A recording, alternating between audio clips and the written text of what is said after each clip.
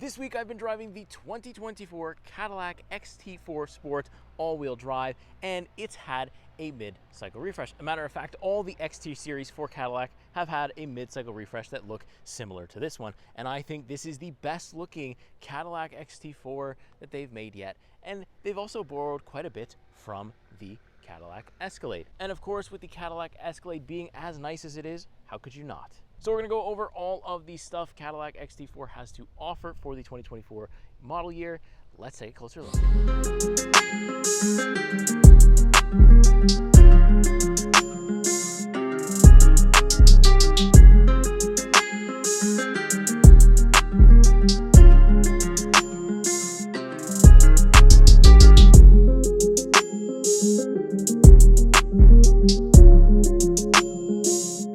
As usual, we're going to start with the front end, and this is where, one of the biggest changes have happened here. You can see that the front grille right here has had kind of a facelift, or pretty much a facelift. Last year on the XT5 that I showed you, you would have seen the grille come down a lot lower. In this case, they've tucked it up a little bit and also brought the front diffuser just a little bit more up, so you have a little bit less of a paint gap, which is really nice.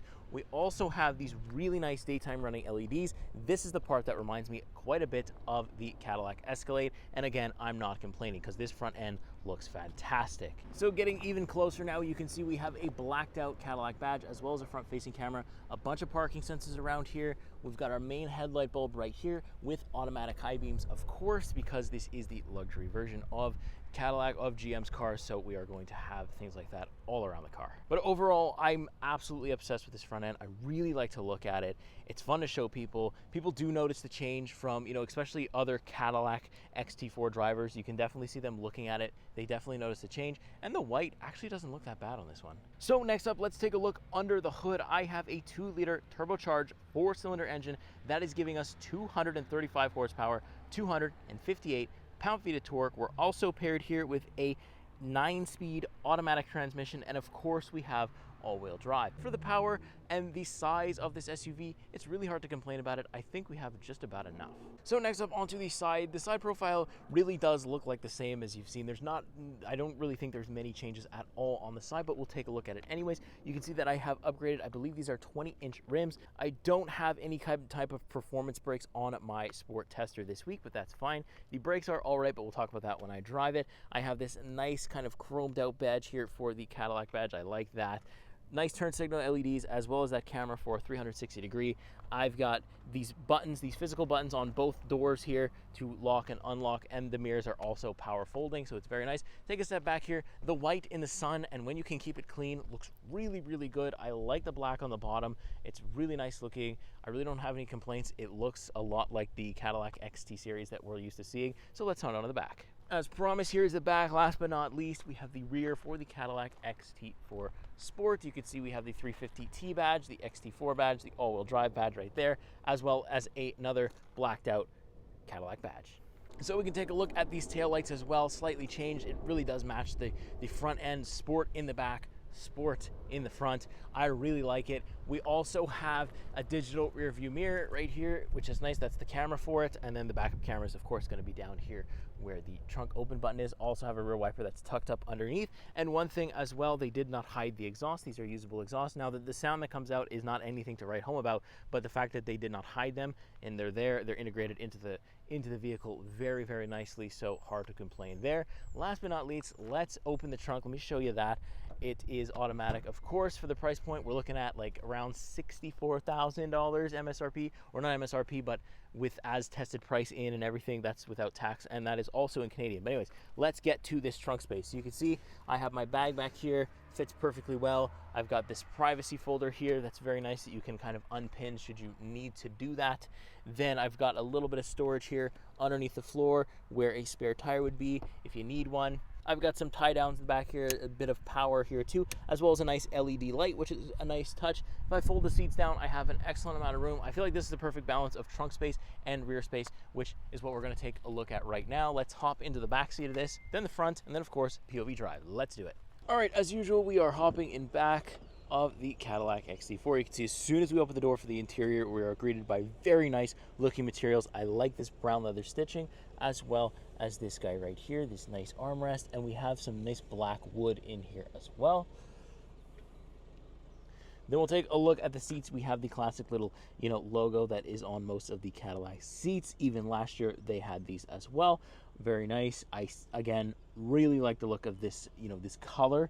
Really isn't boring. I think black in this trim would be a little bit on the boring side, so this is very nice to have. So let's actually hop in and see how well we fit, since it is more of a compact crossover SUV than anything else.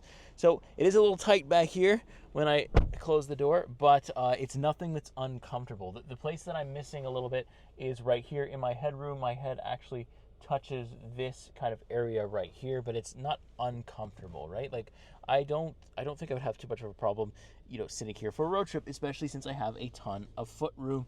Really good. The floor is nice and low. I like that. I've got vents back here as well as USB-C and USB-A and heated seats, which is going to be important for winters here in Quebec. A little bit of pocket storage up here as well. I like that there's speakers in both of the doors right here. Very good. And the windows are nicely tinted. I don't know. I think it's a nice enough tint where you don't really need a sunshade, where a sunshade wouldn't really do very much for you. And then we also have this guy that's going to pull down, an extra bit of cup holders for you. Very nice, very comfortable. I'm really liking the material. It's a very comfortable material to sit on. I haven't put my baby seat in here yet, but I can already tell that it's going to fit no problem. So with that in mind, let's hop up front because there's some interesting stuff up there. All right, next up, we're getting into the business end of things here. Again, open up the door. It's much larger this time, obviously, where I have 2 memory seat settings, as well as all my window controls, and this is going to be for the automatic tailgate right down in there, as well as a bit of pocket storage, a nice speaker. You got like a nice little Cadillac logo right here, as well as these all-weather floor mats that have the nice blacked out Cadillac badge right there.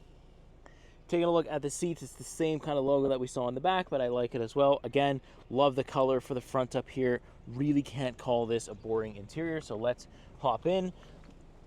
Much more room, of course, up here in the front, and we're greeted by this really good looking Cadillac steering wheel. I like the fact that it's not actually blacked out, this badge, because I like the color of the Cadillac badge. I like the overall design. Then we have some cruise control stuff as well as some phone control stuff, and my heated steering button is right there. And then we have our media controls right here, and just behind those I have some actual paddle shifters. Makes it feel a little sporty. Don't hate it. They're plastic, obviously, which would have been nice to see something metal, but plastic it will have to do for this one. Down here I have my parking brake, which is electronic, and my illumination controls. Then I also have a heads-up display. And how do you control it? Well, it is with this absolutely massive screen here. It's like one piece. It kind of continues right on. And look, even my turn, they really make use of all this real estate. Look, my turn signal is all the way there. I can actually see it when I'm driving, no problem, because it's just on the other side of the wheel here. So it's really good and looks really, really nice. So let's take a look at what we have here. You can see I got my fuel economy on my left side, and my right side I have the content, and you can see, like, gas and stuff like this is going to be on the side. I can also just switch it to the map, and you'll get a little bit of a different view there. This has Google Maps built in, so this is something I would actually use, because I am a Google Maps user a lot of the time. That's my default. I don't run like Android. I'm on an iPhone all the time, but still I use this, and it's very nice. And then also we could have clean, which just basically removes all content, but I like to have the gauges, and the gauges will also change depending on my sport mode, or depending on my mode. So if I press it once, you'll see it change on the bottom there to all-wheel drive, and then if I press it again, this is the sport mode gauge, and then you have the terrain gauge, which is the same as the touring gauge. So that's our 3 drive modes right there. Let's move over a little bit where you can see the actual drive modes being displayed. So check out how big this is, and again, one piece all the way around. Very nice. I love the way it curves too. I can see it very well. This is a touchscreen, but I can also control it with this little knob down here.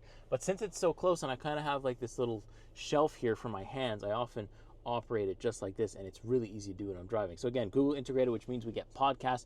We also get Google News. We have this My Cadillac thing, which is going to show you a bunch of different settings and stuff like that, and you can have vehicle status, which can do like a full overview of the car and kind of zoom in on different elements. Looks cool.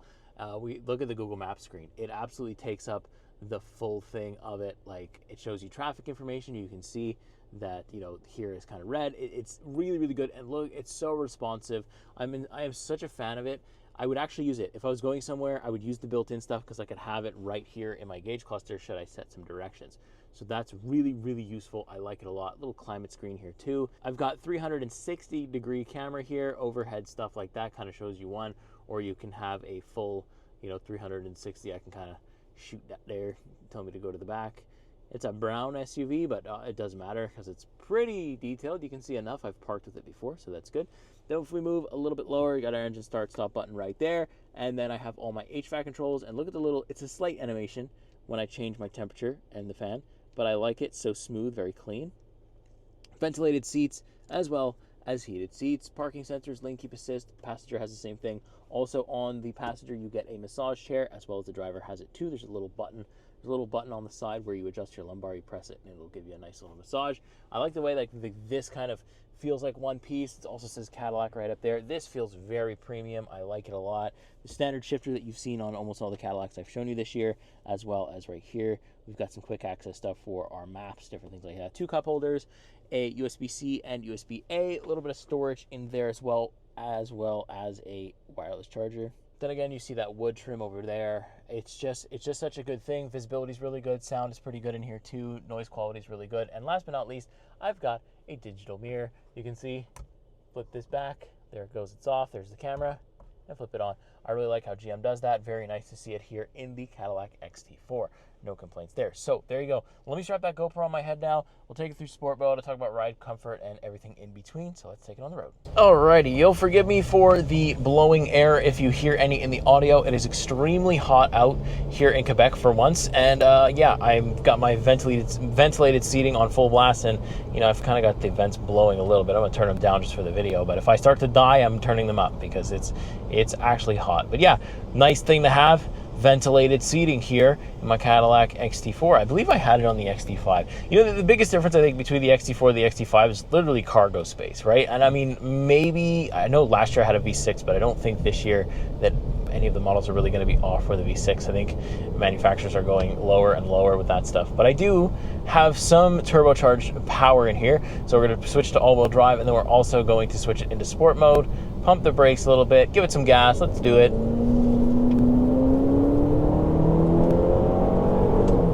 And you know what?